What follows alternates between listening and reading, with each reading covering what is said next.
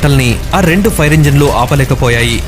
వెంటనే మరికొన్ని ఫైర్ ఇంజిన్లు వచ్చాయి. కానీ ఆశ్చర్యంగా ఆ మంటలు రెట్టింపోయాయి. చేసేదేం లేక అలా 15 ఫైర్ ఫైటర్స్ ని రప్పించి అష్టకష్టాలు పడి చివరిగా మంటల్ని ఆర్పగలిగారు. స్వామివారు ఆగ్రహానికి గురవుతున్నారు. దయచేసి ఆ రహస్య గదుల లెక్కింపు మానివేయండని ప్రజలందరూ వేడుకుంటున్నారు. ఈ విషయాలని మీడియా కూడా కప్పి ఉంచిందన్న వాదనలు వినిపిస్తూనే ఉంటాయి.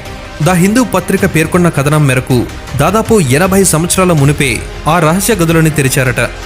డిసెంబర్ 6 ఆదివారం 1931లో అప్పటి ట్రావెన్కోర్ రాజైన శ్రీ చితిర తిరునాల్ బలరామవర్మ అనే రాజుగారి ఆధ్వర్యంలో ఉదయం 10 గంటల సమయంలో ఆ పాత తుప్పుపట్టిన బిగుసుకుపోయిన రహస్య గదులను 2.5 గంటలు తీవ్రంగా ప్రయత్నించి ఎట్టకేలకు ఆ గదులను తెరిచారట.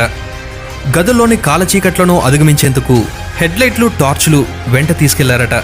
వెంటిలేషన్ ఉండేందుకు గాలి వెలుపలికి బయటికి రావడానికి